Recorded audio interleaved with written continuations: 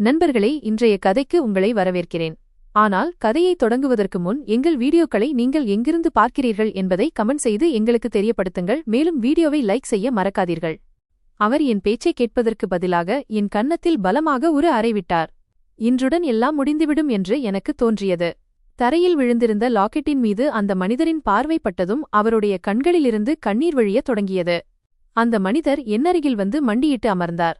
என்ன நடக்கிறது என்று அனைவரும் திகைப்புடன் என்னை பார்த்து கொண்டிருந்தனர். என் பெயர் தீபக். தந்தையின் மறைவுக்குப் பிறகு நாங்கள் 3 சகோதரர்களும் ஒன்றாகவே வாழ்ந்து வந்தோம். 3 சகோதரர்களில் நான் தான் மிக இளையவன். எனது 2 மூத்த சகோதரர்களுக்கும் திருமணம் ஆகிவிட்டது. நான் அப்போதுதான் எனது பட்டப்படிப்பை கிராஜுவேஷன் முடித்திருந்தேன். வேலை தேடிக் கொண்டிருந்தேன். ஆனால் அம்மா இப்போது எனக்கும் திருமணம் செய்து வைக்க வேண்டுமென்று ஒரு புதிய பிடிவாதத்தை பிடித்தார். நான் அம்மாவிடம் சொன்னேன், அம்மா, நீங்கள் என்ன பேசுகிறீர்கள்? என்னிடம் இப்போது வேலையும் இல்லை, நான் எந்த வேலையும் செய்யவில்லை. அப்படி இருக்கும்போது இன்னொருவர் வீட்டுப் பெண்ணை எப்படி நான் வீட்டிற்கு அழைத்து வர முடியும்? நான் அவருக்கு புரிய வைக்க எவ்வளவோ முயற்சி செய்தேன். ஆனால் அவர் எனது ஒரு பேச்சை கூட கேட்கவில்லை. உனக்கு வேலை கிடைத்துவிடும், நீ கவலைப்படாதே. திருமணத்திற்கு மட்டும் சம்மதம் சொல்லு, நான் உனக்கு சீக்கிரம் திருமணம் செய்து வைக்க விரும்புகிறேன் என்று அவர் கூறிக்கொண்டே இருந்தார். ஆனால் அம்மா, நான் அண்ணன் மற்றும் அண்ணிக்கு இன்னும் சுமையாக இருக்க விரும்பவில்லை.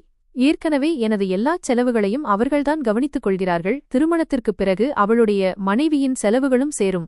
அதை யார் கவனிப்பார்கள்? என்னாலேயே என் செலவுகளை சமாளிக்க முடியவில்லை. அவளுடைய செலவுகளை நான் எப்படி சமாளிப்பேன்? நீ கவலைப்படாதே, நான் உனக்காக ஒரு பெண்ணை தேர்ந்தெடுத்து விட்டேன். நீ சம்மதம் மட்டும் சொல்லு என்று அம்மா தன் பிடிவாதத்தில் உறுதியாக இருந்தார். இறுதியில் அவர் தனக்கு பிடித்த பெண்ணுடன் எனக்கு திருமணம் செய்து வைத்தார். அந்த சமயத்தில் என்னிடம் எந்த வேலையும் இல்லாததால் அண்ணன்களின் பணத்திலேயே நான் வாழ்ந்து வந்தேன். திருமணத்திற்குப் பிறகு நான் எதை பயந்தேனோ அதுவே நடந்தது. செலவுகள் முன்பைவிட அதிகமாகின. இப்போது அண்ணிகள் கேலி பேச்சுகளையும் கிண்டல்களையும் டான்ஸ் பேசத் தொடங்கினார்கள். ஒருநாள் காலையில் பெரிய அண்ணி தேநீர் கோப்பையை மேசையின் மீது ஓங்கி வைத்துக் கொண்டே சொன்னார், தீபக், இன்னும் எவ்வளவு காலம்தான் உன் அண்ணன்களின் பணத்தில் வாழ்ந்து கொண்டிருப்பாய்? இப்போது நீ மட்டும் தனியாக இல்லை, உன்னுடன் உன் மனைவியும் இருக்கிறாள். நான் மெதுவான குரலில், அண்ணி, நான் முயற்சி செய்கிறேன், எனக்கு விரைவில் ஏதோ ஒரு வேலை கிடைத்துவிடும் என்றேன். அவர் உரத்த குரலில், தீபக், உன்னுடைய இந்த சாக்குப்போக்குகள் இனி செல்லாது.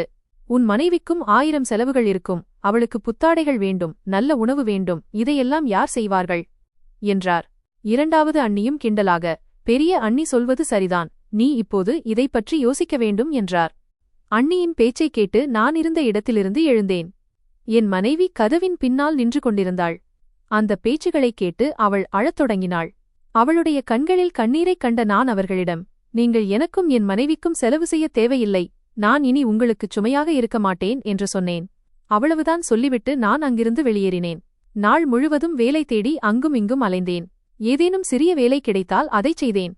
உறவினர்கள் யாராவது நான் அந்த சிறிய வேலைகளைச் செய்வதைப் பார்த்தால் என்னை பார்த்து சிரிப்பார்கள். இவ்வளவு படித்திருந்தும் இப்படி சின்ன சின்ன வேலைகளைச் செய்கிறானே என்பார்கள். யாருடைய கசப்பான பேச்சுகளையும் கேட்கக்கூடாது என்பதற்காக நான் அவர்கள் பேச்சை புறக்கணித்துவிட்டு என்னை வேலையிலேயே ஈடுபடுத்திக் கொண்டேன். ஆனால் உண்மை என்னவென்றால் நான் உள்ளுக்குள் உடைந்து போயிருந்தேன். ஒவ்வொரு நாள் காலையிலும் எழும்போதும் இன்று ஏதோ நல்லது நடக்கும், இன்று எனக்கு ஒரு வேலை கிடைக்கும், இன்று வீட்டில் அமைதி நிலவும் என்று நினைப்பேன். ஆனால் ஒவ்வொரு நாளும் முந்தைய நாளைப் போலவே கழிந்தது. காலியான பாக்கெட் மற்றும் கனத்த இதயத்துடன் நான் அங்கும் இங்கும் அலைந்து கொண்டிருந்தேன். வேலை தேடி எல்லா இடங்களுக்கும் சென்றேன், மக்களைச் சந்தித்தேன், கைகூப்பி வேண்டினேன். ஆனால் எல்லா இடங்களிலிருந்தும் எனக்கு இல்லை என்றே பதில் கிடைத்தது.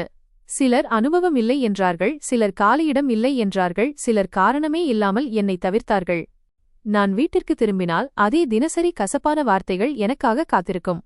2 அண்ணிகளும் என் மனைவியை கிண்டல் செய்வார்கள், அவளை மட்டம் தட்டுவார்கள். பாவம், என் மனைவி அனைத்தையும் அமைதியாக சகித்துக் கொள்வாள். அவளுடைய கண்களில் கண்ணீர் இருக்கும். ஆனால் நான் மேலும் உடைந்துவிடக் கூடாது என்பதற்காக அவள் என் முன்னே புன்னகைக்க முயற்சிப்பாள். அம்மாவும் இதையெல்லாம் பார்த்துக்கொண்டு உள்ளுக்குள்ளேயே குமைந்து கொண்டிருந்தார். அவருடைய உடல்நிலை ஏற்கனவே சீராக இல்லை. ஆனால் வீட்டின் சூழல் இப்படியானதால் அவருடைய வேதனை மேலும் அதிகரித்தது. ஒருநாள் பிரச்சனை அந்த அளவிற்கு பெரியதாகிவிட்டது. வீட்டில் ஒரு பெரிய சண்டையே நடந்தது. சத்தங்கள் அந்த அளவிற்கு அதிகமாக இருந்தது. எல்லாம் உடைந்துவிடுமோ என்று தோன்றியது. அன்றைய தினமே அம்மாவின் உடல்நிலை திடீரென மிகவும் மோசமடைந்தது. அவருடைய முகம் வெளிரிப்போனது. அவரால் சரியாக மூச்சுவிடக்கூட முடியவில்லை. நாங்கள் அனைவரும் பீதியடைந்து அவர்களை விரைவாக மருத்துவமனைக்கு அழைத்துச் செல்லத் தொடங்கினோம். செல்லும் வழியிலேயே அவருடைய நிலைமை மேலும் மோசமடைந்தது. திடீரென்று அவருக்கு மாரடைப்பு ஏற்பட்டது. நாங்கள் எதையும் புரிந்து கொள்வதற்கு முன்னரே அவர் எங்களை விட்டு பிரிந்து சென்றார். அந்த நிமிடம் என் உலகமே அழிந்துவிட்டது போல் இருந்தது. நான் அப்படியே உறைந்து போய் நின்றுவிட்டேன். எனக்குள் இருந்த அனைத்தும் வெளியேறிவிட்டது போன்ற உணர்வு ஏற்பட்டது. அம்மா மறைந்த பிறகு வீடு இன்னும் வெறிச்சோடி போனது. ஆனால் உண்மை என்னவென்றால் அந்த வீட்டில் இப்போது எனக்கென்று எதுவும் மிஞ்சவில்லை. அம்மா மறைந்த 2 நாட்களில் என் மூத்த அண்ணன் என்னை அழைத்து மிகவும் கடுமையான தொனியில் சொன்னார். தீபக், இனி நீ உன் மனைவியை அழைத்துக்கொண்டு இந்த வீட்டை விட்டு வெளியேறிவிடு. ஏனென்றால் இந்த வீட்டில் உனக்கு எந்த உரிமையும் இல்லை. இந்த வீட்டை நாங்கள் எங்கள் உழைப்பால் கட்டினோம். அப்போது நீ சிறியவனாக இருந்தாய். நீ இதில் எதையும் முதலீடு செய்யவில்லை. அவர் சொன்னதைக் கேட்டு நான் அப்படியே திகைத்துப் போய்விட்டேன். அவர் சொல்வது உண்மைதான் என்று எனக்கு தெரியும். ஆனால் என்னை ஒரு மகனைப் போல நேசித்த அதே அண்ணன்கள் இன்று என்னை வீட்டை விட்டு வெளியேற்றுகிறார்கள் என்பதை என் மனம் ஏற்கத் தயாராக இல்லை. என் கண்களில் கண்ணீர் வழிந்தது. ஆனால் நான் அவர்களிடம் எதுவும் சொல்லவில்லை. நான் அமைதியாக என் அறைக்குச் சென்று எனதும் என் மனைவியினதுமான சாமான்களை எடுத்துக்கொண்டு பின்னால் திரும்பி பார்க்காமல் அந்த வீட்டை விட்டு வெளியேறினேன். என் வாழ்நாள் முழுவதையும் கழித்த அந்த வீட்டை விட்டு வெளியேறி அன்று சாலையில் நடந்து செல்லும்போது என் கால்களுக்கு கீழே தரையே இல்லாதது போன்ற உணர்வு ஏற்பட்டது. எந்த இலக்கும் இல்லாமல் நான் நடந்து கொண்டே இருந்தேன். என் மனைவி என்னுடன் இருந்தாள். அவள் எதுவும் பேசவில்லை. ஆனால் அவளுடைய மௌனம் பல விஷயங்களை சொல்லிக் கொண்டிருந்தது. நாள் முழுவதும் நாங்கள் இப்படியே அலைந்தோம். பின் மாலையில் ஒரு சிறிய அறையை வாடகைக்கு எடுத்தோம். அந்த அறையின் நிலைமை மிகவும் மோசமாக இருந்தது. சுவர்கள் உடைந்திருந்தன. கூரையிலிருந்து தண்ணீர் கசிந்தது. உள்ளே மூச்சுத்திணறல் ஏற்படுவது போன்ற ஒரு உணர்வு. ஆனால் அந்த நேரத்தில் எங்களுக்கு வேறு வழியே இல்லை. என் மனைவி எதுவுமே சொல்லாமல் அந்த அறையை சுத்தம் செய்யத் தொடங்கினாள். எப்படியோ அதை வசிக்கக்கூடிய இடமாக மாற்றினாள். நாங்கள் இருவரும் அங்கேயே வாழத் தொடங்கினோம். அடுத்த நாளிலிருந்தே நான் கூலி வேலை செய்யத் தொடங்கினேன். ஏனென்றால் எனக்கு வேறு வழியே இல்லை. நான் இருக்கும்போது என் மனைவி பசியால் வாடுவதை நான் விரும்பவில்லை. நாள் முழுவதும் கஷ்டப்பட்டு உழைத்துவிட்டு மாலையில் களைப்படைந்து வீடு திரும்புவேன். ஆனாலும் எங்கள் செலவுகளை சமாளிக்க முடியவில்லை. பல நேரங்களில் நாங்கள் இருவரும் அரைவயிறு உணவு உண்டுவிட்டு உறங்குவோம். இருந்தாலும் ஒருவருக்கொருவர் தைரியம் கொடுத்துக் கொண்டிருப்போம். ஒரு மாலை நேரத்தில் நாங்கள் இருவரும் அமைதியாக அமர்ந்திருந்தோம். அப்போது என் மனைவி மெதுவாகச் சொன்னாள், தீபக், நமக்கு திருமணமாகி 4 வருடங்கள் ஆகிவிட்டன. இன்னும் நமக்கு குழந்தை இல்லை. நாம் மருத்துவரை பார்க்க வேண்டும் என்று நினைக்கிறேன். அவள் சொன்னதைக் கேட்டதும் எனக்குள் இருந்த கோபம் வெடித்தது. நான் அவளை பார்த்து கத்தினேன். வீட்டில் சாப்பிடுவதற்கே வழியில்லை என்பது உனக்கு தெரியாதா? நீ மருத்துவரை பற்றி பேசுகிறாய். இவ்வளவு பணத்திற்கு நான் எங்கே போவேன் என்றேன். பாவம், அவள் அமைதியாகிவிட்டாள். அவளுடைய கண்களில் கண்ணீர் வந்தது. அவள் எதுவுமே சொல்லவில்லை. அந்த நிமிடம் எனக்கும் மிகவும் வருத்தமாக இருந்தது. நான் செய்தது தவறு என்று எனக்கு தோன்றியது. நான் அவள் மீது கோபப்பட்டிருக்கக் கூடாது. நான் அவளிடம் சென்று இப்போதைய நமது நிலைமை சரியில்லை என்று அன்பாக விளக்கினேன். எல்லாம் சரியானதும் கண்டிப்பாக உன்னை மருத்துவரிடம் அழைத்துச் செல்வேன் என்று கூறினேன். அவள் சம்மதித்தாள். ஆனால் அவளுடைய முகத்தில் சோகம் தெளிவாக தெரிந்தது. அவளும் ஒரு தாயாக விரும்புகிறாள் என்பதை என்னால் புரிந்து கொள்ள முடிந்தது. உண்மையைச் சொல்லப்போனால் நானும் அதைத்தான் விரும்பினேன். ஆனால் சூழ்நிலை என்னால் எதையும் செய்ய முடியாதபடி இருந்தது. அதன் பிறகு நான் கூலி வேலையையும் விட்டுவிட்டு முழு மூச்சுடன் வேலை தேடத் தொடங்கினேன். ஒவ்வொரு நாளும் பல இடங்களுக்கு நேர்காணலுக்கு இன்டர்வியூ செல்வேன். பெரிய அலுவலகங்களுக்கு சென்றேன். ஆனால் ஒவ்வொரு இடத்திலும் ஏதோ ஒரு காரணத்தைச் சொல்லி என்னை நிராகரித்தார்கள். சில இடங்களில் பரிந்துரை ரெக்கமெண்டேஷன் இல்லை. சில இடங்களில் சம்பளம் மிகவும் குறைவாக இருந்தது. அதை வைத்து குடும்பத்தை நடத்த முடியாது. ஒரு நாள் மாலை நான் களைப்படைந்து வீடு திரும்பியபோது எங்கள் வாசலில் ஒரு சிறிய குழந்தை படுத்திருப்பதைக் கண்டேன். அது மிகவும் சிறிய குழந்தை. அதன் ஆடைகள் சரியாக இல்லை. அதன் கண்களிலிருந்து கண்ணீர் வழிந்து கொண்டிருந்தது. அதை பார்த்து நான் திகைத்துப் போனேன். அது எப்படி இங்கே வந்தது என்பதை என்னால் புரிந்து கொள்ளவே முடியவில்லை. நான் உடனே என் மனைவியை அழைத்தேன். அவள் வெளியே வந்து அந்த குழந்தையை பார்த்தாள். இந்த குழந்தை யாருடையது என்று அவள் என்னிடம் கேட்டாள். யார் இதை இங்கே விட்டுச் சென்றார்கள் என்று எனக்கு தெரியாது என்று நான் தலையசைத்து கூறினேன். நாங்கள் இருவரும் அந்த குழந்தையை பார்த்து கொண்டிருந்தோம். அது அழுது கொண்டிருந்தது. அதன் அழுகுரல் எங்கள் இதயத்தை துளைத்தது. அந்த நேரத்தில் என்ன செய்வது என்று எங்களுக்கு தெரியவில்லை. ஆனால் அந்த சின்னஞ்சிறு உயிரை அப்படியே விட்டுவிட முடியாது என்பது மட்டும் உறுதியாக தெரிந்தது. அதன் நிலையை பார்த்தால் அது நீண்ட நேரமாக பசியுடன் இருப்பதும் பயத்தில் அழுவதும் போல தெரிந்தது. என் மனைவி உடனே அதை தூக்கி மடியில் வைத்துக்கொண்டு சமாதானப்படுத்தத் தொடங்கினாள். அந்த நேரத்தில் எங்கள் வாழ்க்கையில் நாங்கள் எதிர்பாராத ஒன்று நடக்கப் போகிறது என்பது எங்களுக்கு தெரியாது. என் மனைவி அந்தச் சிறிய குழந்தையை மடியில் வைத்து அன்போடு அமைதிப்படுத்திக் கொண்டிருந்தாள். அவளுடைய கண்களில் ஒரு தனி ஒளி தெரிந்தது. திடீரென்று அவளுக்கு வாழ்வதற்கு ஒரு புதிய காரணம் கிடைத்தது போல இருந்தது. அவள் என்னை பார்த்து மெதுவாகச் சொன்னாள், தீபக், இதோ பாரேன். இந்த குழந்தை எவ்வளவு அழகாக இருக்கிறது. இதன் முகத்தை பார். இறைவன் தானே இதை நம்மிடம் அனுப்பி வைத்தது போல் இருக்கிறது. இவ்வளவு சிறிய உயிரை இப்படி வாசலில் விட்டு செல்ல யாருக்குத்தான் கல்நெஞ்சம் இருந்ததோ தெரியவில்லை. இதன் தேவை இல்லையென்றால் ஏன் இதை பெற்றெடுக்க வேண்டும் என்று சொல்லும்போது அவள் குரல் தழுதழுத்தது. நானும் அந்த குழந்தையை பார்த்து கொண்டிருந்தேன். அதன் சிறிய முகம் கண்ணீரால் நனைந்திருந்தது. அது பயத்தில் விக்கிக் கொண்டிருந்தது. அந்த நிமிடம் என் இதயத்தில் அதன் மீது ஒரு விசித்திரமான பிணைப்பு ஏற்படுவதை உணர்ந்தேன். நான் மெதுவாகச் சொன்னேன், ஆமாம், நீ சொல்வது சரிதான். இது இனி நம்முடைய பொறுப்புதான். ஆனால் உள்ளுக்குள் நான் பயந்து கொண்டிருந்தேன். நான் சொன்னேன், பார், நம் நிலைமை ஏற்கனவே சரியாக இல்லை. நாம் இருவருமே எப்படியோ காலத்தை தள்ளிக் கொண்டிருக்கிறோம். இப்படி இருக்கையில் இந்த குழந்தையை எப்படி பராமரிப்பது? இதை எப்படி வளர்ப்பது? இதன் தேவைகளை எப்படி பூர்த்தி செய்வது? என் பேச்சைக் கேட்டு அவள் புன்னகைத்து சொன்னாள், நீங்கள் ஏன் இவ்வளவு கவலைப்படுகிறீர்கள்? இறைவன் இதை நம்மிடம் அனுப்பியிருக்கும்போது இதற்கான வழியையும் அவனே நிச்சயம் காட்டுவான். நாம் என்ன உண்கிறோமோ அதையே இதற்கும் கொடுப்போம். நம்மிடம் இருப்பதை வைத்து இதையும் மகிழ்ச்சியாக வைத்திருப்போம். எப்படியும் இது இப்போது நம் மகன். எந்தச் சூழ்நிலையிலும் இதை நாம் விட்டுவிட முடியாது. அவள் சொன்னதைக் கேட்டு என் இதயம் நெகிழ்ந்தது. என்னை விட அவள் அதிக மனவலிமை கொண்டவள் என்று எனக்கு தோன்றியது. அவள் எதையும் யோசிக்காமல் இந்த குழந்தையை ஏற்றுக்கொண்டாள். நானோ இன்னும் கணக்கு பார்த்து கொண்டிருந்தேன். நான் அவளை பார்த்துச் சொன்னேன், சரி, இன்று முதல் இவன் நம் மகன். இவனை நம் சொந்த குழந்தையைப் போலவே வளர்ப்போம். அந்த நிமிடம் நாங்கள் இருவரும் அந்த குழந்தையை அணைத்துக் கொண்டோம். எங்கள் வாழ்க்கையில் திடீரென்று ஒரு புதிய ஒளி வந்தது போன்ற உணர்வு ஏற்பட்டது. அன்று இரவு நாங்கள் இருவரும் அவனை எங்களுடனேயே தூங்க வைத்தோம். என் மனைவி அவனை மீண்டும் மீண்டும் பார்த்து கொண்டே இருந்தாள். அவனது தலைமுடியை கோதிவிட்டுக் கொண்டு புன்னகைத்தாள். இவ்வளவு நாட்களாக அவள் எதற்காக காத்திருந்தாளோ அந்த மகிழ்ச்சி அவளுக்கு கிடைத்துவிட்டது போல இருந்தது. நானும் அவர்களை பார்த்து கொண்டு இறைவன் உண்மையில் நம்மை தனியாக விட்டுவிடவில்லை என்று நினைத்துக் கொண்டேன். அடுத்த நாள் காலை நான் சீக்கிரமாக எழுந்து தயாராகி நேர்காணலுக்கு இன்டர்வியூ கிளம்பினேன். என் மனதிற்குள் பல எண்ணங்கள் ஓடிக்கொண்டிருந்தன. ஒருபுறம் அந்த குழந்தையின் பொறுப்பு, மறுபுறம் வேலையைப் பற்றிய கவலை. இன்று ஏதாவது நல்லது நடக்க வேண்டும் என்று மனதிற்குள் இறைவனிடம் வேண்டிக் கொண்டேன். நான் நேர்காணலுக்குச் சென்ற நிறுவனம் ஒரு மிகப்பெரிய நிறுவனம். அங்கிருந்த சூழலை பார்த்ததுமே எனக்கு சற்று நடுக்கம் ஏற்பட்டது. ஆனால் என்னை நானே தேற்றிக்கொண்டு உள்ளே சென்றேன். நான் என் நேர்காணலை கொடுத்தேன். என்னைப் பற்றிச் சொன்னேன், என் படிப்பைப் பற்றிச் சொன்னேன், என் சூழ்நிலையைப் பற்றியும் சுருக்கமாக குறிப்பிட்டேன். நேர்காணல் எடுத்த மேலாளர் என் பேச்சை கவனமாக கேட்டுக்கொண்டிருந்தார். இடையில் சில கேள்விகளையும் கேட்டார். நான் முழு நேர்மையுடன் எல்லா கேள்விகளுக்கும் பதிலளித்துக் கொண்டிருந்தேன். நேர்காணல் முடிந்ததும் நான் அமைதியாக நின்று கொண்டு அவருடைய பதிலுக்காக காத்திருந்தேன். இந்த வேலை எனக்கு மிகவும் அவசியம் என்பதால் என் இதய துடிப்பு அதிகரித்தது. அப்போது அந்த மேலாளர் புன்னகைத்து சொன்னார், மிஸ்டர் தீபக், நீங்கள் ஒரு தகுதியான மனிதர். கடினமாக உழைக்கும் ஆர்வம் உங்களில் தெளிவாக தெரிகிறது. எங்களைப் போன்ற நிறுவனங்களுக்கு உங்களைப் போன்றவர்கள்தான் தேவை.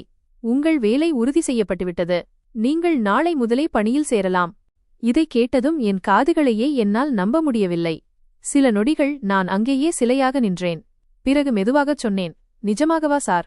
அவர் சிரித்துக்கொண்டே சொன்னார், ஆம், நிஜமாகத்தான். நீங்கள் நாளை முதல் வந்துவிடுங்கள். என் கண்களில் மகிழ்ச்சி கண்ணீர் வந்தது. என் கவலைகள் அனைத்தும் ஒரு நிமிடத்தில் தீர்ந்துவிட்டது போல் எனக்கு தோன்றியது. நான் அவருக்கு நன்றி சொல்லிவிட்டு வெளியே வந்தேன். வெளியே வந்து வானத்தை பார்த்து மனதிற்குள் இறைவனுக்கு நன்றி செலுத்தினேன். என் கால்கள் தானாகவே வேகமாக நடக்கத் தொடங்கின. என் மனைவியிடம் இந்த செய்தியை சொல்வதற்காக நான் சீக்கிரம் வீட்டிற்கு செல்ல விரும்பினேன். நான் வீட்டிற்கு சென்றதும் என் மனைவி கதவை திறந்தாள். அவள் முகத்தில் சோர்வு தெரிந்தது. ஆனால் என்னை பார்த்ததும் அவள் புன்னகைத்தாள். நான் எதுவுமே சொல்லாமல் அவளை அணைத்துக்கொண்டு, நமது அதிர்ஷ்டம் மாறிவிட்டது, எனக்கு வேலை கிடைத்துவிட்டது என்று சொன்னேன். அவள் முதலில் சில நொடிகள் மௌனமாக இருந்தாள். பிறகு அவள் கண்களில் கண்ணீர் வழியத் தொடங்கியது. நிஜமாகவா தீபக் என்று கேட்டாள். நான் சொன்னேன், ஆம், இனி எல்லாம் சரியாகிவிடும். அவள் அந்த குழந்தையை தூக்கி மடியில் வைத்துக் கொண்டு சொன்னாள், பார், நம் மகன் நமக்கு எவ்வளவு பெரிய அதிர்ஷ்டத்தை கொண்டு வந்திருக்கிறான். இவன் வந்ததும் எல்லாம் மாறிவிட்டது. நான் அவளை பார்த்து கொண்டிருந்தேன். எனக்கும் உண்மையில் அப்படித்தான் தோன்றியது. அந்த நாளைக்குப் பிறகு எங்கள் வாழ்க்கை மெல்ல மெல்ல மாறத் தொடங்கியது. இப்போது எங்களிடம் ஒரு நம்பிக்கை இருந்தது, ஒரு புதிய வழி இருந்தது. எல்லாவற்றையும் விட இப்போது நாங்கள் தனியாக இல்லை. வாழ்வதற்கு ஒரு புதிய காரணத்தை கொடுத்த எங்களது அன்பு மகன் எங்களுடன் இருந்தான். நான் அந்த சிறிய குழந்தையை தூக்கி என் நெஞ்சோடு அணைத்துக் கொண்டேன். அவன் முகம் இப்போது அமைதியாக இருந்தது. அவன் கண்களிலிருந்த பயம் குறைந்திருந்தது. நான் அவனை அன்போடு பார்த்து என் மனைவியின் பக்கம் திரும்பிச் சொன்னேன், இன்று நான் மிகவும் மகிழ்ச்சியாக இருக்கிறேன். உண்மையில் இந்த குழந்தை நமக்கு ஒரு வரப்பிரசாதத்தை விட குறைவானது அல்ல. இதோ பாருங்கள், இவன் வந்ததிலிருந்து நம் வாழ்க்கை எப்படி மாறத் தொடங்கியிருக்கிறது என்று. இறைவன் நம்முடைய காலியான மடியை நிரப்பியது போல இருக்கிறது. நான் இவனிடம் மிகுந்த அன்பு செலுத்துவேன். இவனுக்கு ஆரவ் என்று பெயர் வைப்பேன். இவன் நம் மகன், நம்முடைய சொந்த ஆரவ். என் பேச்சைக் கேட்டு என் மனைவி புன்னகைத்தாள். அவளுடைய கண்களில் கண்ணீர் இருந்தது, ஆனால் அது மகிழ்ச்சி கண்ணீர். அவள் மெதுவாகச் சொன்னாள், ஆமாம் தீபக், இவன் உண்மையிலேயே மிகவும் அழகானவன். இப்போது இவன் நம்முடையவன்தான். அந்த நாளுக்குப் பிறகு உண்மையில் எங்கள் வாழ்க்கை மாறத் தொடங்கியது. நான் முன்பைவிட கடினமாக உழைக்கத் தொடங்கினேன். ஏனென்றால் இப்போது என்னிடம் வாழ்வதற்கு ஒரு காரணமும் ஒரு பொறுப்பும் இருந்தது. நான் தினமும் காலையில் சீக்கிரம் எழுந்து வேலைக்கு செல்வேன். முழு அர்ப்பணிப்புடன் என் வேலையை செய்வேன். என் உழைப்பிற்கு பலன் கிடைத்தது. என் சம்பளமும் உயர்வானது. இப்போது நாங்கள் அன்றாடச் சிறு சிறு பிரச்சினைகளைப் பற்றி யோசிக்க வேண்டிய அவசியமில்லை. வீட்டில் ஒரு நிம்மதி ஏற்பட்டது. என் மனைவியும் மிகவும் மகிழ்ச்சியாக இருக்கத் தொடங்கினாள். எல்லாவற்றையும் விட எங்கள் ஆரவை பார்ப்பதுதான் மிகுந்த மகிழ்ச்சியை தந்தது. அவன் மெல்ல மெல்ல வளர்ந்து கொண்டிருந்தான். அவனது சிறு சிறு குறும்புகள் எங்களை சிரிக்க வைத்தன. நான் அவனை உண்மையிலேயே கண் இமை போல தாங்கிப் பிடித்து வளர்த்தேன். அவனுடைய ஒவ்வொரு சிறு சிறு ஆசைகளையும் நான் நிறைவேற்றினேன். அவனுக்கு பொம்மைகள் வாங்கித் தருவேன். நல்ல ஆடைகள் வாங்கித் தருவேன். அவன் சிரிக்கும்போதெல்லாம் என் களைப்பு அனைத்தும் ஒரு நொடியில் மறைந்து விடுவது போல் தோன்றும். என் மனைவியும் அவனிடம் மிகுந்த அன்பு செலுத்தினாள். அவனை முழுமையாக கவனித்துக் கொண்டாள். எங்கள் இருவருக்கும் அவன்தான் உலகமாகிவிட்டான். இறைவன் எங்களுக்கு எல்லாவற்றையும் கொடுத்துவிட்டது போல தோன்றியது. ஒருபுறம் அன்பான மகன், மறுபுறம் நல்ல வேலை. என் வாழ்க்கை இப்போது மகிழ்ச்சியாகச் சென்று கொண்டிருந்தது. நேரம் மெதுவாக கடந்து சென்றது. கண் இமைக்கும் நேரத்தில் ஆரவுக்கு 4 வயதாகிவிட்டது. இப்போது அவன் பேசவும் ஓடவும் தொடங்கினான். வீட்டில் அவனது சிரிப்பொலி எதிரொலித்துக் கொண்டே இருந்தது. நான் அவனை பள்ளிக்கு அனுப்பத் தயாரானேன். இதற்கு இடையில் என் வேலையிலும் பதவி உயர்வு கிடைத்தது. என் உழைப்பை பார்த்து நிறுவனம் எனக்கு பதவி உயர்வு அளித்தது. நான் மேலாளர் மேனேஜர் ஆனேன். இது எனக்கு ஒரு பெரிய விஷயம். ஏனென்றால் இதையெல்லாம் நான் என் உழைப்பால் சம்பாதித்தேன். இப்போது நான் அந்தச் சிறிய வாடகை வீட்டை விட்டுவிட்டு எனக்கென சொந்தமாக ஒரு வீட்டை வாங்கினேன். நான் என் மனைவி மற்றும் ஆரவுடன் அந்த புதிய வீட்டிற்கு சென்றபோது என் வாழ்க்கையில் ஒரு புதிய அத்தியாயம் தொடங்கியதாக உணர்ந்தேன். நாங்கள் மூவரும் மிகவும் மகிழ்ச்சியாக இருந்தோம். ஆனால் ஒவ்வொரு மகிழ்ச்சியுடனும் சில கஷ்டங்களும் வருகின்றன. என் அலுவலகத்தில் என்னை பார்த்து பொறாமைப்படும் சில மனிதர்கள் இருந்தார்கள். நான் இவ்வளவு சீக்கிரம் முன்னேறுவது அவர்களுக்கு பிடிக்கவில்லை. நான் எப்போதும் நேர்மையாக வேலை செய்தேன். எந்தவிதமான தவறான விஷயங்களிலும் ஈடுபடவில்லை. ஒருவேளை இதுவே சிலருக்கு உறுத்தலாக இருந்திருக்கலாம். எங்கள் அலுவலக உரிமையாளர் சஞ்சய் வர்மாவின் சகோதரரின் மனைவி அஞ்சலியின் நடத்தை ஆரம்பத்திலிருந்தே எனக்கு சரியாக தோன்றவில்லை. அவள்தான் எல்லாம் என்பது போல அலுவலகத்தில் சுற்றி வருவாள். அனைவர் மீதும் அதிகாரம் செலுத்துவாள். அவள் யாரையும் தனக்கு சமமாக நினைக்கவில்லை. குறிப்பாக யாராவது அவளை விட முன்னேறுவது அவளுக்கு பிடிக்கவே பிடிக்காது. ஒருமுறை அவள் என்னையும் ஜாடை மாடையாக மிரட்டினாள். அதிகமாக முன்னேற முயற்சி செய்யாதே என்று. ஆனால் என் வேலையின் மீது எனக்கு நம்பிக்கை இருந்ததால் நான் அவள் பேச்சை புறக்கணித்துவிட்டேன். உண்மை மற்றும் உழைப்பின் பாதையில் நான் சென்றால் என்னை யாராலும் தடுக்க முடியாது என்பது எனக்கு தெரியும். நான் என் வேலையை மட்டும் செய்து வந்தேன். நாட்கள் கடந்தன. வாழ்க்கை அதன் போக்கில் முன்னேறியது. ஆனால் யாரோ ஒருவர் என் மீது இவ்வளவு மோசமாக பொறாமைப்படுகிறார்கள் என்பது எனக்கு தெரியவே இல்லை. அன்று அலுவலகத்தில் ஒரு முக்கியமான நாள். காலையிலிருந்தே சூழல் சற்று வித்தியாசமாக இருந்தது. அனைவரும் அவரவர் வேலைகளில் மூழ்கியிருந்தனர். ஆனால் அனைவரது முகத்திலும் ஒரு சிறிய பதற்றம் தெரிந்தது. ஏனென்றால் இன்று நிறுவனத்தின் உரிமையாளர் சஞ்சய் வர்மா நேரில் வரவிருந்தார். ஒரு பெரிய கூட்டம் மீட்டிங் நடைபெறவிருந்தது. அதில் முழு திட்டத்தின் ப்ராஜெக்ட் பொறுப்பும் என் மீது இருந்தது. நான் தான் அனைத்தையும் கையாள வேண்டியிருந்தது. நான் தான் விளக்கக்காட்சியை பிரசன்டேஷன் வழங்க வேண்டும். இந்த பொறுப்பிற்கு நான் தகுதியானவன் என்பதை காட்ட வேண்டும். நான் காலையிலிருந்து ஓய்வில்லாமல் உழைத்துக் கொண்டிருந்தேன்.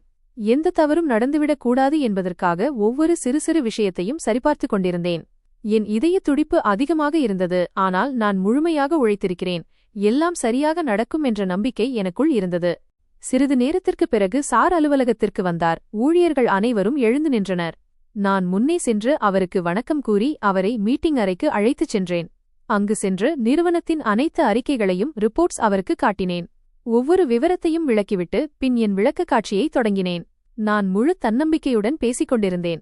ஒவ்வொரு ஸ்லைடுடனும் ஸ்லைட். நான் அவருக்கு அனைத்தையும் தெளிவாக விளக்கினேன். அவர் என் பேச்சை கவனமாக கேட்டுக்கொண்டிருந்தார். இடையில் அவர் தலையசைத்துக் கொண்டிருந்தார். அது எனக்கு தைரியத்தை கொடுத்தது. விளக்கக்காட்சி முடிந்ததும் சில நொடிகள் அரை முற்றிலும் அமைதியாக இருந்தது. பிறகு அவர் புன்னகைத்துச் சொன்னார், மிகச் சிறப்பு தீபக், நீ அசத்திவிட்டாய். உன் வேலையில் நீ எவ்வளவு நேர்மையானவன் மற்றும் உழைப்பாளி என்பது தெளிவாகத் தெரிகிறது. கேட்டதும் எனக்குள் ஒரு மகிழ்ச்சி அலை வீசியது. பிறகு அவர் சொன்னதைக் கேட்டு என்னால் என்னையே நம்ப முடியவில்லை. இன்று முதல் நீதான் இந்த நிறுவனத்தின் சிஇஓ என்று அவர் கூறினார். இதை கேட்டவுடனேயே என் கண்கள் கலங்கின. என்ன சொல்வதென்றே எனக்கு புரியவில்லை. நான் நன்றி மட்டும் கூறிவிட்டு அவர் கால்களைத் தொட்டு வணங்கினேன்.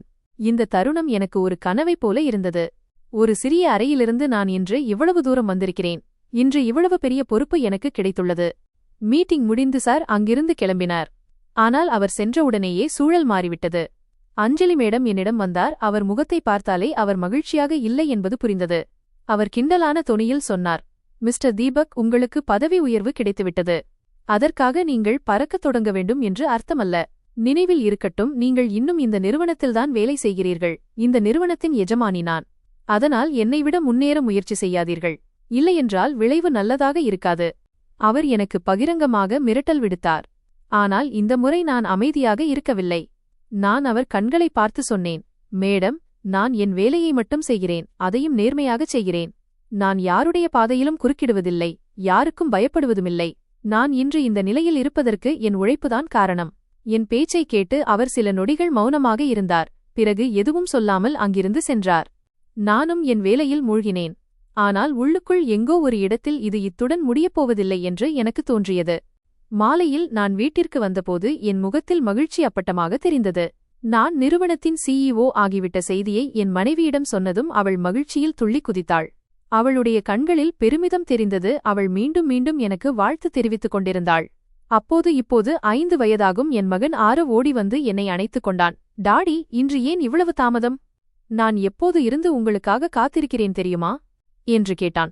நான் அவனை தூக்கிக் கொண்டு அன்பாகச் சொன்னேன், இன்று டாடிக்கு கொஞ்சம் அதிக வேலை இருந்தது. இன்று டாடிக்கு பதவி உயர்வு கிடைத்துவிட்டது. அவனால் நான் சொன்னதை முழுமையாக புரிந்து கொள்ள முடியவில்லை என்றாலும் என் மகிழ்ச்சியைப் பார்த்து அவனும் சிரிக்கத் தொடங்கினான். அப்போது திடீரென்று என் மனைவிக்கு தலைசுற்றல் ஏற்பட்டு அவள் மயங்கி விழத் தொடங்கினாள். நான் பதற்றமடைந்து உடனடியாக அவளை தாங்கிப் பிடித்து மருத்துவமனைக்கு அழைத்துச் சென்றேன். அங்கே மருத்துவர் அவளை பரிசோதித்துவிட்டு புன்னகையுடன் சொன்னார், வாழ்த்துகள், உங்கள் மனைவி தாயாகப் போகிறார். இதைக் கேட்டதும் என் மகிழ்ச்சிக்கு எல்லையே இல்லை. இறைவன் என் மடியை மகிழ்ச்சியால் நிரப்பிவிட்டது போல தோன்றியது. நான் மீண்டும் மீண்டும் மருத்துவருக்கு நன்றி தெரிவித்துக் கொண்டிருந்தேன். என் மனைவியும் புன்னகைத்துக் கொண்டிருந்தாள். ஆரவ் எவ்வளவு மகிழ்ச்சியாக இருந்தான் என்றால், எனக்கு ஒரு குட்டி தங்கை வேண்டும் என்று மீண்டும் மீண்டும் சொல்லிக் கொண்டிருந்தான். காலம் மெல்ல மெல்ல நகர்ந்தது. ஒரு நாள் எங்கள் வீட்டில் ஒரு பெண் குழந்தை பிறந்தது. நான் அவளை முதல் முறை கையில் ஏந்தியபோது என் கண்களில் கண்ணீர் வந்தது. 2 குழந்தைகளையும் பார்த்து நான் எவ்வளவு அதிர்ஷ்டசாலி என்று நினைத்துக் கொண்டிருந்தேன். நான் இருவருக்கும் இடையில் ஒருபோதும் வேறுபாடு காட்டியதில்லை. ஆரவ் என் இதயத்திற்கு மிகவும் நெருக்கமானவன். என் சின்ன மகளும் என் உயிராகிவிட்டாள். என் மனைவியும் இருவர் மீதும் சமமான அன்பு காட்டினாள். எங்களது குடும்பம் இப்போது முழுமையடைந்தது.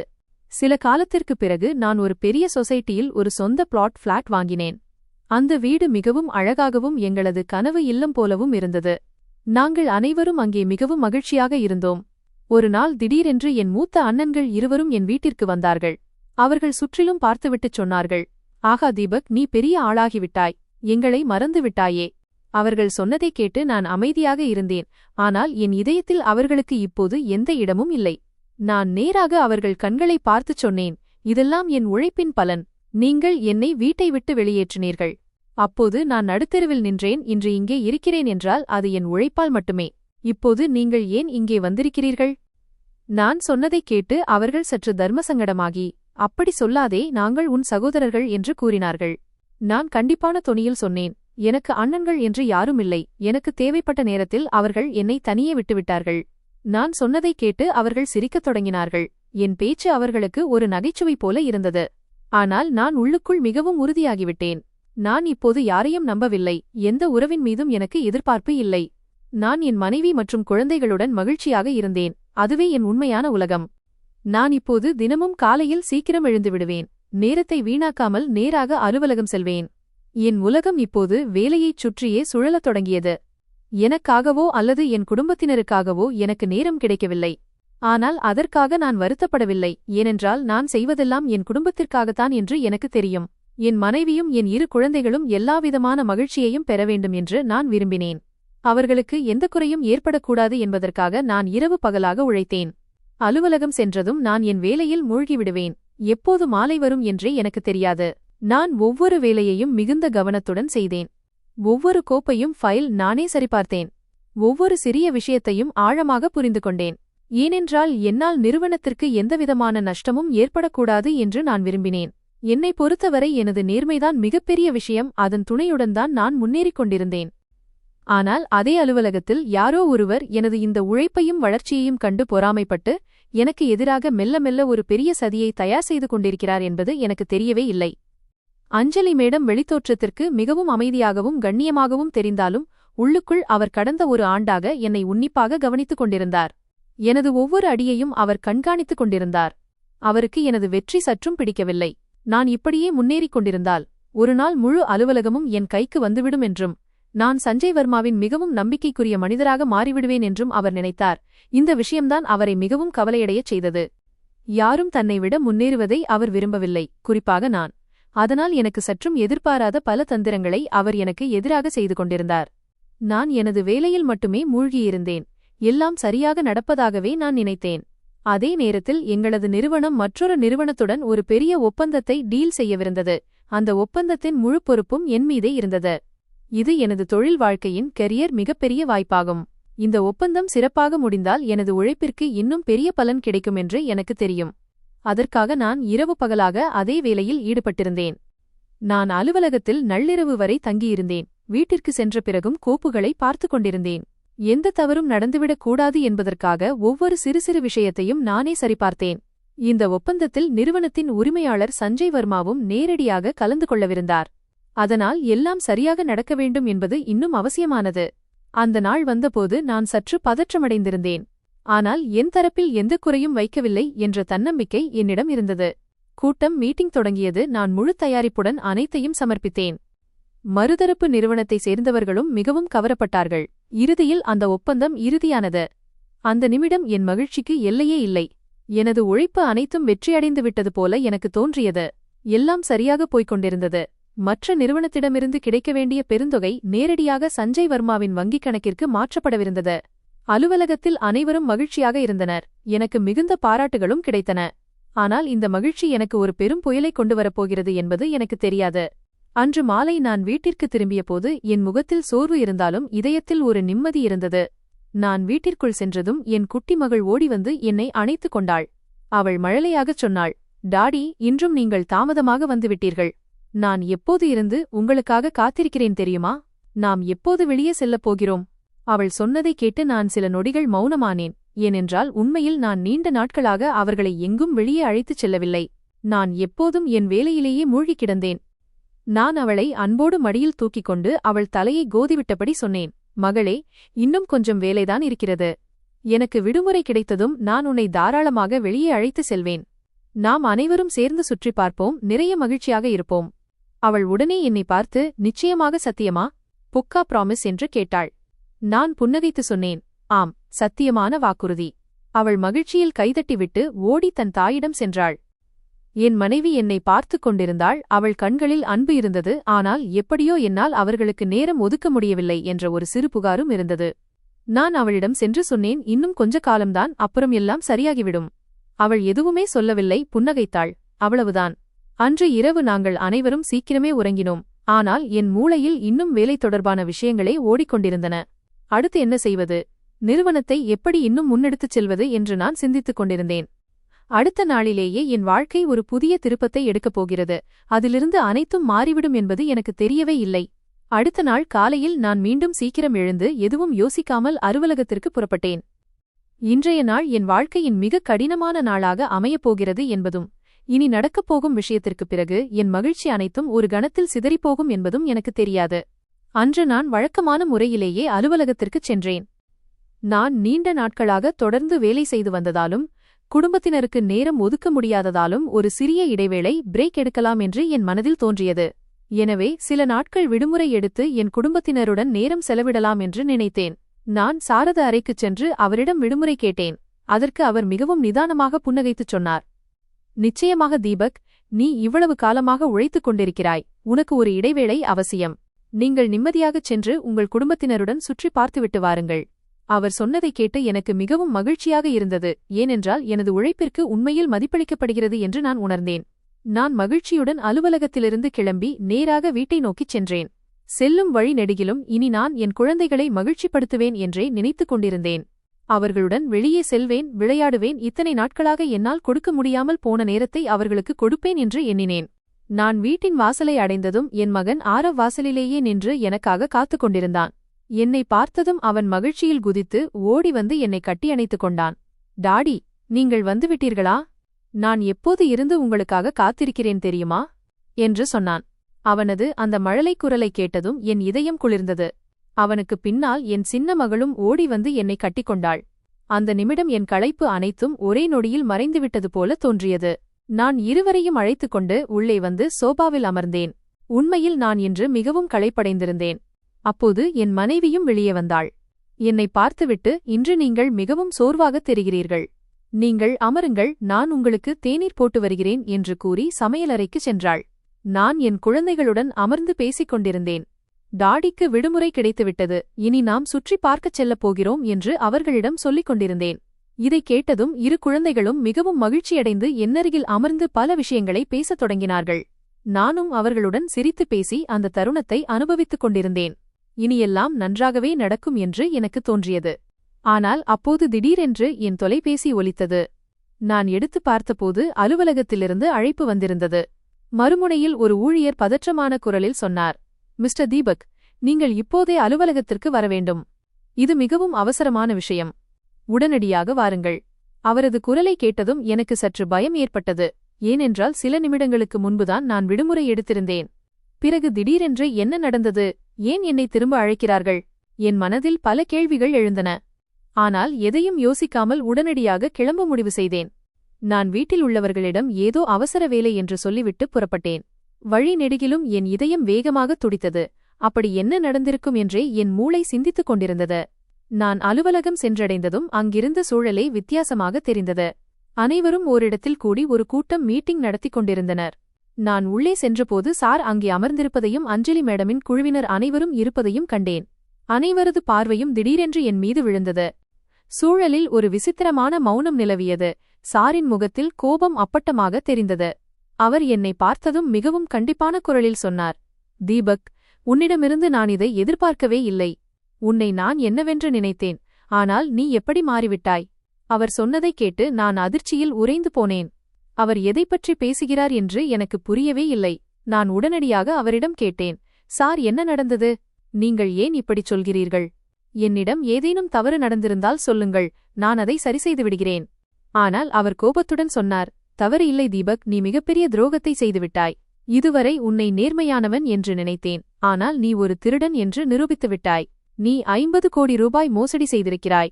நீ 50 கோடி ரூபாய் ஊழல் செய்திருக்கிறாய். இதை கேட்டதும் என் காலடியில் இருந்த தரையே நழுவியது போன்ற உணர்வு ஏற்பட்டது. யாரோ என் தலையில் பலமாக தாக்கியது போல இருந்தது. நான் அப்படியே மௌனமானேன். என் காதுகளில் அந்த வார்த்தைகள் மட்டுமே ஒலித்துக் கொண்டிருந்தன. 50 கோடி மோசடி, துரோகம். அவர் என்ன சொல்கிறார் என்று எனக்குள்ளேயே மீண்டும் மீண்டும் கேட்டுக்கொண்டேன். நான் 1 ரூபாய் கூட தவறான வழியில் எடுத்ததில்லை. பிறகு இந்த 50 கோடி ரூபாய் பேச்சு எங்கிருந்து வந்தது? நான் பதற்றத்துடன் சொன்னேன், சார், இது பொய். யாரோ என்னை பழிவாங்குகிறார்கள். நான் அப்படி எதுவும் செய்யவில்லை. நீங்கள் என் ஆவணங்களை ரெக்கார்ட் சரிபார்க்கலாம். நான் எப்போதும் நேர்மையாகவே உழைத்திருக்கிறேன். ஆனால் அவர் என் பேச்சை கேட்கவில்லை. ஒரு கோப்பை ஃபைல் எடுத்து என் முன்னால் வீசினார். இதை பார், இதிலெல்லாம் இருக்கிறது என்றார். நான் நடுங்கும் கைகளுடன் அந்த கோப்பை எடுத்தேன். அதில் பார்த்த விஷயத்தைக் கண்டு நான் இன்னும் அதிர்ச்சியடைந்தேன். மற்ற நிறுவனத்திடமிருந்து வரவேண்டிய 50 கோடி ரூபாய் எனது வங்கிக் கணக்கிற்கு மாற்றப்பட்டிருப்பது அதில் தெளிவாக இருந்தது. இதை பார்த்ததும் என் மூளை செயலிழந்தது. இது எப்படி சாத்தியம் என்று என்னால் புரிந்து கொள்ளவே முடியவில்லை. இது தவறு, இது யாரோ செய்த சதி என்று நான் மீண்டும் மீண்டும் சொல்லிக் கொண்டிருந்தேன். ஆனால் யாரும் என் பேச்சை கேட்க தயாராக இல்லை. அப்போது அஞ்சலி மேடம் முன்னே வந்து சொன்னார், எனக்கு இந்த ஆளை ஆரம்பத்திலிருந்தே பிடிக்கவில்லை. ஆனால் நீங்கள் இவர் மீது நம்பிக்கை வைத்திருந்ததால் நான் எதுவும் சொல்லவில்லை. இப்போது பாருங்கள் இவர் என்ன செய்திருக்கிறார் என்று. அவர் சொல்வதை கேட்கும்போது என்னை வீழ்த்துவதற்கு அவர் முழு முயற்சி செய்கிறார் என்பது எனக்கு தெளிவாக தெரிந்தது. அவர் கண்களில் எனக்காக இருந்த வெறுப்பு அப்பட்டமாக தெரிந்தது. நான் உரத்த குரலில் எனக்கு சாதகமான விளக்கங்களை கொடுக்கத் தொடங்கினேன். ஒன்றுமே செய்யவில்லை, நான் சதி செய்து சிக்க வைக்கப்படுகிறேன் என்று சொல்லிக்கொண்டே இருந்தேன். ஆனால் அங்கிருந்த எவரும் என் பேச்சை காது கொடுத்து கேட்கவில்லை. அனைவரும் என்னை ஏதோ ஒரு பெரிய குற்றவாளியை பார்ப்பது போலவே பார்த்துக் கொண்டிருந்தார்கள். அந்த நிமிடம் எனது அத்தனை உழைப்பும் எனது நேர்மையும் வீணாகிவிட்டது போன்ற உணர்வு ஏற்பட்டது. நான் முற்றிலும் தனித்துவிடப்பட்டேன். இப்போது நான் என்ன செய்வது என்றும் என்னை எப்படி நிரபராதி என்று நிரூபிப்பது என்றும் புரியாமல் திகைத்தேன். அப்போது திடீரென்று அஞ்சலி மேடம் உரத்த குரலில் சொன்னார், இப்போதே போலீசிற்கு ஃபோன் செய்யுங்கள். இந்த திருடனை உடனடியாக போலீசிடம் ஒப்படையுங்கள். அவருடைய குரலில் இருந்த கோபமும் வெறுப்பும் இனி யாரும் என் பேச்சை கேட்கப் போவதில்லை என்பதை எனக்கு உணர்த்தியது. நான் மீண்டும் மீண்டும் நான் எதுவுமே செய்யவில்லை என்று கத்தினேன். ஆனால் அனைவரும் தங்கள் காதுகளை மூடிக்கொண்டது போல இருந்தது. யாருக்கும் என் பேச்சை கேட்க விருப்பமில்லை. அதே நேரத்தில் யாரோ போலீசிற்கு போன் செய்துவிட்டார்கள். சிறிது நேரத்திலேயே வெளியே போலீஸ் வாகனத்தின் சைரன் சத்தம் கேட்கத் தொடங்கியது. அந்தச் சத்தம் என் இதயத்தை துளைப்பது போல இருந்தது. என் இதயம் வேகமாக துடித்தது. நான் அங்கேயே நின்று கொண்டு என் வாழ்க்கை உண்மையில் இந்த நிலைக்கு வந்துவிட்டதா என்று யோசித்துக் கொண்டிருந்தேன். போலீசார் உள்ளே வந்து எதையும் கேட்காமல் நேரடியாக என் கைகளை பிடித்து விலங்கு ஹேண்ட்கப்ஸ் மாட்டினார்கள். அந்த இரும்பு விலங்கின் குளிர்ச்சி என்னை உள்ளுக்குள் நடுங்க செய்தது. நான் மீண்டும் மீண்டும் சார் தயவுசெய்து என் பேச்சை கேளுங்கள், நான் நிரபராதி என்று கெஞ்சினேன். ஆனால் எவரும் என்னை கவனிக்கவில்லை. நான் இன்ஸ்பெக்டரிடம் சொன்னேன், சார் குறைந்தபட்சம் என்னை ஒரு போன் செய்ய விடுங்கள், என் மனைவியிடம் என்ன நடக்கிறது என்று சொல்ல வேண்டும். ஆனால் அவர் என் பேச்சை கேட்டுவிட்டு சொன்னார், வா, நாங்கள் உன் வீட்டையும் சோதனையிட வேண்டும், அங்கேயே செல்லலாம் என்று கூறி என்னை வலுக்கட்டாயமாக வாகனத்தில் ஏற்றினார்கள். வழி நெடுகிலும் நான் மௌனமாக அமர்ந்திருந்தேன். என் கண்களுக்கு முன்னால் என் குழந்தைகளின் முகங்கள் மீண்டும் மீண்டும் வந்து சென்றன. அவர்கள் இதை பார்த்தால் என்ன ஆவார்கள் என்று நான் நினைத்து பார்த்தேன். வாகனம் என் வீட்டின் முன்னால் நின்றபோது அங்கே ஏற்கனவே மக்கள் கூட்டம் கூடியிருந்தது. ஏதோ ஒரு திரைப்படம் ஓடுவது போல அக்கம்பக்கத்தினர் அனைவரும் வேடிக்கை பார்த்துக் கொண்டிருந்தார்கள்.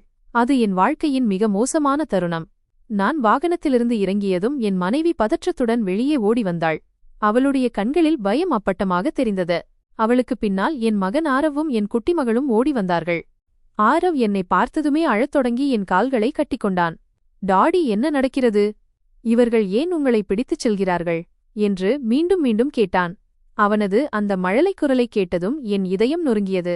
நான் அவனை அணைக்க விரும்பினேன். ஆனால் என் கைகளில் விலங்கு இருந்தது. என்னால் எதுவுமே செய்ய முடியவில்லை. என் மனைவியும் அழுது கொண்டே என்னிடம் வந்து கேட்டாள், தீபக், என்ன நடக்கிறது? எனக்கு எதுவுமே புரியவில்லை. நீங்கள் ஏன் அமைதியாக இருக்கிறீர்கள்? அப்போது நான் கனத்த குரலில் அவளிடம் சொன்னேன், நிறுவனத்தில் நான் பணம் திருடியதாக பொய்க்குற்றம் சுமத்தப்பட்டிருக்கிறது. என்னிடம் நான் நிரபராதி என்று நிரூபிக்க எந்த ஆதாரமும் இல்லை. அதனால்தான் இவர்கள் என்னை பிடித்துச் செல்கிறார்கள். இதைக் கேட்டதும் அவள் இன்னும் உடைந்து போனாள். அவளுடைய கண்ணீர் நின்றபாடில்லை. போலீசார் வீட்டை சோதனையிடத் தொடங்கினார்கள். எல்லா இடங்களிலும் பார்த்தார்கள். ஆனால் அவர்களுக்கு எதுவுமே கிடைக்கவில்லை. என்னிடம் மறைப்பதற்கு எதுவுமே இல்லை. நான் எப்படி தப்பிப்பது என்று ஏதேனும் ஒரு ஆதாரம் கிடைக்காதா என்று மீண்டும் மீண்டும் யோசித்துக் கொண்டிருந்தேன். ஆனால் எதுவும் கிடைக்கவில்லை. இறுதியில் அவர்கள் என்னை மீண்டும் வாகனத்தில் ஏற்றி நேராக காவல் நிலையத்திற்கு அழைத்துச் சென்றார்கள். அங்கிருந்து நான் சிறைக்கு அனுப்பப்பட்டேன். நான் நிரபராதி இருந்தும் கம்பிக்கு பின்னால் தள்ளப்பட்டேன். அந்த இரவு என் வாழ்க்கையின் மிக நீண்ட இரவாக இருந்தது. நான் ஒரு மூலையில் அமர்ந்து கொண்டு என் வாழ்க்கை எப்படி மாறிவிட்டது என்று சிந்தித்துக் கொண்டிருந்தேன். சில மணி நேரங்களிலேயே நான் ஒரு கௌரவமான மனிதரிலிருந்து ஒரு குற்றவாளியாக மாறிவிட்டேன். நாட்கள் மெல்ல மெல்ல நகர்ந்தன. நான் சிறையில் இருந்தேன். ஒவ்வொரு நாளும் எனக்கு ஒரு தண்டனை போலவே இருந்தது. என் குடும்பத்தைப் பற்றி நான் கவலைப்பட்டுக் கொண்டிருந்தேன். அவர்கள் எப்படி இருப்பார்கள், என்ன செய்வார்கள் என்று நினைத்துக் கொண்டிருந்தேன். சில நாட்களுக்குப் பிறகு ஒரு காவலர் என்னிடம் வந்து, உன்னை பார்க்க யாரோ வந்திருக்கிறார்கள் என்று சொன்னார். நான் எழுந்து அவருடன் சென்றேன். அவர் என்னை ஒரு இடத்தில் தள்ளிவிட்டு அமரச் சொன்னார். அங்கே நிறுவனத்தின் உரிமையாளர் சஞ்சய் வர்மா நின்று கொண்டிருந்தார். அவரைக் கண்டதும் நான் திகைத்துப் போனேன். அவர் என்னை ஏதோ புரிந்து கொள்ள முயற்சிப்பது போல உற்று பார்த்துக் கொண்டிருந்தார். அந்த நேரத்தில் என் நிலை தடுமாறி நான் கீழே விழுந்தேன். நான் விழுந்ததும் என் கழுத்தில் இருந்த ஆரவின் லாக்கெட் பதக்கம் தரையில் விழுந்தது. அந்த லாக்கெட் எனக்கு மிகவும் விசேஷமானது. ஏனென்றால் ஆரவ் எனக்கு கிடைத்தபோது அது அவன் கழுத்தில் இருந்தது. நான் அதை எடுத்து என்னிடம் வைத்திருந்தேன். சஞ்சய் வர்மாவின் பார்வை அந்த லாக்கெட் மீது பட்டதும் அவர் அப்படியே அதிர்ச்சியில் உறைந்து போனார். அவர் சட்டென்று குனிந்து அந்த லாக்கெட்டை எடுத்து மிகவும் கவனமாக பார்த்தார். திடீரென்று அவருடைய கண்களில் கண்ணீர் பெருகியது. இதைக் கண்டு நானும் திகைத்தேன். அங்கே நின்றிருந்த இன்ஸ்பெக்டரும் மற்றவர்களும் திடீரென்று என்ன நடந்தது என்று புரியாமல் நின்றிருந்தார்கள். சூழல் முற்றிலும் மாறிவிட்டது. ஒரு கணத்தில் அனைத்தையும் மாற்றிய இந்த சிறிய லாக்கெட்டில் பதக்கத்தில் அப்படி என்ன இருக்கிறது என்று நான் அவரை பார்த்துக் கொண்டிருந்தேன். அந்த சிறிய லாக்கெட்டை பிடித்துக்கொண்டு சார் அழுவதைக் கண்ட அந்த தருணத்தை இன்றுவரை என்னால் மறக்க முடியாது. என் இதயம் பலமாக துடிக்கத் தொடங்கியது. என் மூளையில் ஒரே நேரத்தில் 1000 கேள்விகள் சுழல ஆரம்பித்தன. நான் பதற்றத்துடன் அவரிடம் கேட்டேன், சார், இது என் மகன் ஆரவின் லாக்கெட். இதை பார்த்து ஏன் இவ்வளவு அழுகிறீர்கள்? என் குரல் நடுங்கிக் கொண்டிருந்தது. எனக்குள் ஒரு விசித்திரமான பயம் குடிகொண்டது. சார் என்னை பார்த்தார். அவருடைய கண்களில் வேதனை அப்பட்டமாக தெரிந்தது. அவர் மிக மெதுவாகச் சொன்னார், இல்லை தீபக், இது உன் மகனுடைய லாக்கெட் இல்லை. இது என் மகனுடைய லாக்கெட். அவர் சொன்னதைக் கேட்டதும் என் காலடியில் இருந்த தரை நழுவியது போன்ற உணர்வு ஏற்பட்டது. சில நொடிகள் நான் அப்படியே உறைந்து போனேன். நான் எதை கேட்கிறேன் என்றே எனக்கு புரியவில்லை. நான் உடனடியாகச் சொன்னேன், இல்லை சார், அப்படி இருக்க முடியாது. இவன் என் மகன். நானே அவனை வளர்த்தேன். அவன் எனக்கு கிடைத்தபோது இந்த லாக்கெட் அவனிடம்தான் இருந்தது. ஆனால் சார் தலையசைத்துச் சொன்னார், தீபக், இந்த லாக்கெட்டை எனக்கு நன்றாகத் தெரியும். இதை என் மனைவி தன் கைகளாலேயே செய்தாள். இது எங்கள் குழந்தைக்காக இருந்தது. இது அவனுடைய கடைசி அடையாளம். அவருடைய குரல் தழுதழுத்தது. ஒவ்வொரு வார்த்தையிலும் அவருடைய வேதனை தெளிவாக உணரப்பட்டது. நான் மௌனமானேன். அவர் சொல்லப்போகும் விஷயம் என் வாழ்க்கையை மாற்றிவிடும் என்று எனக்கு தோன்றியதால் அவரை பார்த்து கொண்டிருந்தேன். அவர் பெருமூச்சு விட்டுச் சொன்னார், என் மனைவி கர்ப்பமாக இருந்தபோது நிறுவன வேலையாக நான் வெளியூர் செல்ல வேண்டியிருந்தது. எனக்குச் செல்ல விருப்பமில்லை. ஆனால் சூழ்நிலை அப்படி இருந்ததால் செல்வது அவசியமானது. நான் சீக்கிரம் திரும்பி வந்து என் குழந்தையை என் மடியில் தூக்குவேன் என்று நினைத்தேன். ஆனால் நான் திரும்பி வந்தபோது என் உலகமே அழிந்துவிட்டது. என் மனைவி இறந்துவிட்டாள் என்றும் குழந்தையும் பிழைக்கவில்லை என்றும் என்னிடம் கூறப்பட்டது. இதை கேட்டு நான் உள்ளுக்குள் உடைந்து போனேன். எனக்கு என்ன நடந்தது என்றே புரியவில்லை. நான் எதையும் யோசிக்க முடியாத அளவுக்கு உடைந்து போயிருந்ததால் யாரிடமும் எதையும் கேட்கத் துணியவில்லை. இதையெல்லாம் என் அண்ணி அஞ்சலிதான் என்னிடம் சொன்னார். அவர் வீட்டின் மூத்தவர் என்பதாலும் அவர் பொய் சொல்ல மாட்டார் என்று நான் நினைத்ததாலும் அவரை நம்பினேன். ஆனால் இன்று இந்த லாக்கெட்டை பார்த்ததும் எனக்கு மிகப்பெரிய துரோகம் இழைக்கப்பட்டிருப்பது புரிகிறது. அவர் சொன்னதை கேட்டதும் என் இதயத்தில் ஒரு பயம் குடிகொண்டது. இது உண்மையானால் ஆரவ் யார்? அவன் என்னிடம் எப்படி வந்தான் என்ற ஒரே கேள்விதான் என் மனதில் இருந்தது. சார் மேலும் சொன்னார், அஞ்சலி எப்போதுமே பேராசை பிடித்தவள். எனக்கு வாரிசு இருக்கக்கூடாது என்று அவள் விரும்பினாள். அப்போதுதான் எனக்கு பிறகு என் சொத்துகளும் நிறுவனமும் அவள் பெயருக்கு வரும். என் அண்ணன் எப்போதோ இறந்துவிட்டார். அவள் தனியாக இருந்தாள். அவளுக்கு யாரைப் பற்றியும் கவலையில்லை. அவள் கண்டிப்பான குணம் கொண்டவள் என்றுதான் நான் நினைத்தேன். ஆனால் இவ்வளவு கீழ்த்தரமாக அவள் இறங்குவாள் என்று நான் ஒருபோதும் நினைக்கவில்லை. அவர் தன் கண்ணீரை துடைத்துக் கொண்டு சொன்னார், என் மனைவி இந்த லாக்கெட்டை தன் குழந்தைக்காக பத்திரமாக வைத்திருந்தாள். நமக்கு குழந்தை பிறக்கும்போது நானே என் கைகளால் அவன் கழுத்தில் அணிவிப்பேன் என்று சொல்லிக்கொண்டே இருப்பாள். ஒருவேளை அந்தச் சிறுவன் உயிரோடு இருந்திருப்பான். அவன் என்னிடமிருந்து பிரிக்கப்பட்டிருக்கிறான் என்று நினைக்கும்போது என் இதயம் நொறுங்குகிறது. இதையெல்லாம் கேட்டு நான் உள்ளுக்குள் நடுங்கிப் போனேன். என் இதயம் பலமாக துடித்தது. என்ன செய்வது என்று எனக்கு புரியவில்லை. நான் மெதுவாகச் சொன்னேன், சார், ஆனால் ஆரவ் என்னுடன் இருக்கிறான். நான் அவனை என் சொந்த மகனைப் போல வளர்த்தேன். அவன் என்னை பா என்றுதான் அழைக்கிறான். அவன் நான் இல்லாமல் இருக்க மாட்டான். நான் அவன் இல்லாமல் இருக்க முடியாது. என் கண்களிலிருந்து கண்ணீர் வழியத் தொடங்கியது. யாராவது என் குழந்தையை என்னிடமிருந்து பறித்து விடுவார்களோ என்று எனக்கு பயமாக இருந்தது. சார் என்னிடம் வந்து என் தோளில் கை வைத்துச் சொன்னார், தீபக், உன் வலியை என்னால் புரிந்து கொள்ள முடிகிறது. உன்னிடமிருந்து உன் குழந்தையை நான் பறிக்க மாட்டேன். நீ அவனை வளர்த்திருக்கிறாய். அவனிடம் அன்பு செலுத்தியிருக்கிறாய். இது ஒன்றும் சாதாரண விஷயமல்ல.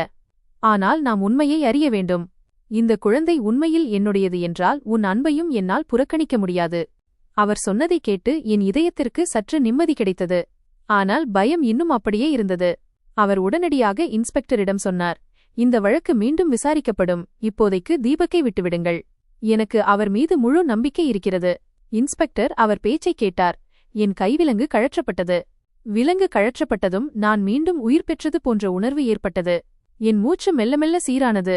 என் உண்மையை நிரூபிக்க குறைந்தபட்சம் ஒரு வாய்ப்பு கிடைத்ததற்காக இறைவனுக்கு நன்றி சொல்லிக் கொண்டிருந்தேன். சார் எனக்கு பிணை பெயில் வாங்கிக் கொடுத்தார். நான் வெளியே வந்தேன். வெளிக்காற்று என் முகத்தில் பட்டபோது இன்று நான் எவ்வளவு பெரிய புயலை கடந்து வந்திருக்கிறேன் என்பதை உணர்ந்தேன். ஆனால் உண்மையான புயல் இன்னும் மிச்சமிருந்தது. நான் சாரிடம் கேட்டேன், சார், இனி என்ன நடக்கும்? அவர் சொன்னார், இனி உண்மை வெளிவரும். அஞ்சலி செய்ததை மறைக்க முடியாது. அன்று என்ன நடந்தது என்றும் என் குழந்தை உன்னிடம் எப்படி வந்தது என்றும் நானே நேரில் கண்டறிவேன். நான் அவர் சொன்னதை கேட்டுவிட்டுச் சொன்னேன், சார், நான் உங்களுடன் இருக்கிறேன். ஆனால் ஒன்று மட்டும் உறுதி, ஆரவ் எனக்கு ஒரு குழந்தை மட்டும் அல்ல. அவன் என் வாழ்க்கை. அவனை என்னால் இழக்க முடியாது. சார் என்னை பார்த்து ஒரு சிறிய புன்னகையுடன் சொன்னார், அவன் பாதுகாப்பாக இருக்க வேண்டும் என்பதற்காகத்தான் இறைவன் அவனை உன்னிடம் அனுப்பி வைத்திருப்பான் போலிருக்கிறது. அந்த நிமிடம் என் வாழ்க்கை ஒரு புதிய திருப்பத்திற்கு வந்துவிட்டதாக நான் உணர்ந்தேன். இப்போது இது வெறும் என்னுடைய விஷயம் மட்டுமல்ல. இது உண்மையை நிலைநாட்டும் ஒரு போராட்டம். இதில் பல விஷயங்கள் வெளிவரவிருந்தன. அவற்றை எதிர்கொள்ள நான் தயாராக இருந்தேன். என் உலகத்தையே மீண்டும் உலுக்கக்கூடிய அந்த ஒவ்வொரு உண்மையை சந்திக்கவும் நான் தயாராயிருந்தேன். அனைத்தும் ஒரே நேரத்தில் மாறிய அந்த நாளை என்னால் ஒருபோதும் மறக்க முடியாது. சார் தனது அண்ணி அஞ்சலிக்கு எதிராக வழக்கு தொடர்ந்தார். போலீசார் இந்த முழு வழக்கையும் விசாரிக்கத் தொடங்கியதும் மெல்ல மெல்ல ஒவ்வொரு உண்மையும் வெளிச்சத்திற்கு வரத் தொடங்கியது. அடுத்து என்ன நடக்கும் என்று எனக்கு தெரியாததால் எனக்கும் உள்ளுக்குள் ஒருவித பயம் இருந்தது. ஆனால் இந்த முறை என்மீது எனக்கு நம்பிக்கை இருந்தது. நான் எந்த தவறும் செய்யவில்லை என்பதும் உண்மை என் பக்கம் இருக்கிறது என்பதும் எனக்கு தெரியும். போலீசார் நிறுவனத்தின் ஆவணங்களை சரிபார்த்தனர். மக்களிடம் விசாரணை நடத்தினார்கள். ஒவ்வொன்றாக அனைத்தும் வெளிவரத் தொடங்கின. அஞ்சலிதான் என் மீது பொய்க்குற்றம் சுமத்தியது தெரியவந்தது. அவர் நிறுவனத்தின் சிலருக்கு பணம் கொடுத்து தன் பக்கம் இழுத்துக்கொண்டு என்னை சதி செய்து சிக்க வைக்க ஒரு முழு திட்டத்தை தீட்டியிருந்தார். இதன் மூலம் நான் வழியிலிருந்து விலகினால் நிறுவனத்தை அவர் முழுமையாக கைப்பற்ற முடியும் என்பதே அவர் திட்டம். அவர்தான் பண மோசடி செய்துவிட்டு அனைத்தையும் என் பெயரில் மாற்றியிருந்தார். இந்த விஷயம் வெளியில் வந்ததும் நான் சில நிமிடங்கள் மௌனமாகிவிட்டேன். நான் அழுவதா அல்லது சிரிப்பதா என்றே எனக்கு புரியவில்லை. ஏனென்றால் நான் அனுபவித்த வலி அவ்வளவு பெரியது. ஆனால் இப்போது எனக்கு நீதி கிடைத்துக் கொண்டிருந்தது. சார் தாமதிக்காமல் அஞ்சலியை கைது செய்ய வைத்தார். போலீசார் அவரை அழைத்துச் சென்றனர். அப்போதுதான் முதல்முறையாக தீமை எவ்வளவு தந்திரமானதாக இருந்தாலும் இறுதியில் அது தோற்கத்தான் செய்யும் என்று நான் உணர்ந்தேன். நான் நிரபராதி என்று நிரூபிக்கப்பட்டது. முழு மரியாதையுடன் நான் விடுவிக்கப்பட்டேன். நான் சிறையிலிருந்து வெளியே வந்தபோது என் கால்கள் கனமாக இருந்தன. ஆனால் இப்போது நான் என் வீட்டிற்கு செல்லலாம், என் குடும்பத்திடம் செல்லலாம் என்ற ஒரு நிம்மதி என் இதயத்தில் இருந்தது. சார் என்னுடன் நின்றிருந்தார். அவர் என்னை பார்த்து, தீபக், நான் உன்னுடன் உன் வீட்டிற்கு வர விரும்புகிறேன். நான் அந்த பிள்ளையை பார்க்க வேண்டும் என்று சொன்னார். அவருடைய குரலில் ஒரு விசித்திரமான தவிப்பு இருந்தது. மிகவும் நெருக்கமான யாரையோ சந்திக்கப் போவது போன்ற ஒரு உணர்வு அவரிடம் தெரிந்தது. நான் சில நொடிகள் அமைதியாக இருந்துவிட்டு பிறகு சரி என்று சொன்னேன்.